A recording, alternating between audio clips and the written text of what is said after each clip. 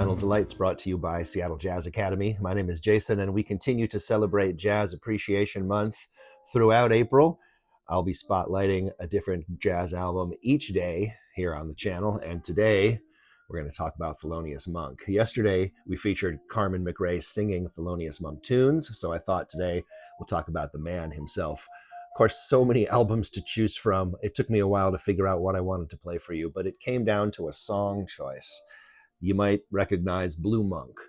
Certainly, if you've been to one of our jam sessions or if you've taken Mo's Intro to Combo, you've played this song before. If you've been to a jam session out in the world, maybe you've heard it played. It's a very, very common song to get called. Every jazz musician needs to know it. Now, here's the problem.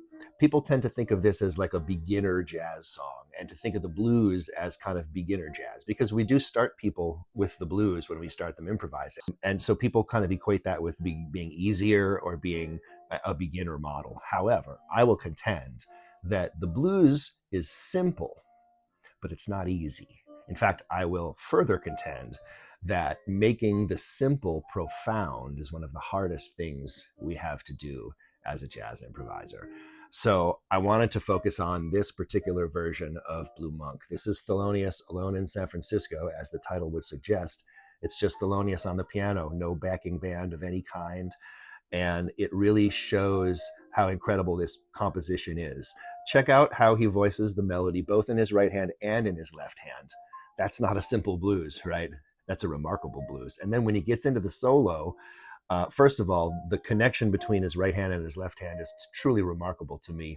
And if you listen, you really get the sense that his left hand is comping for his right hand, just like he would if he was comping for Charlie Rouse or anybody else. Nothing sounds simple to me, except the execution. Monk makes it sound easy, but it ain't easy. So check out Thelonious alone in San Francisco. Dig Blue Monk. This is one of the coolest versions you'll find.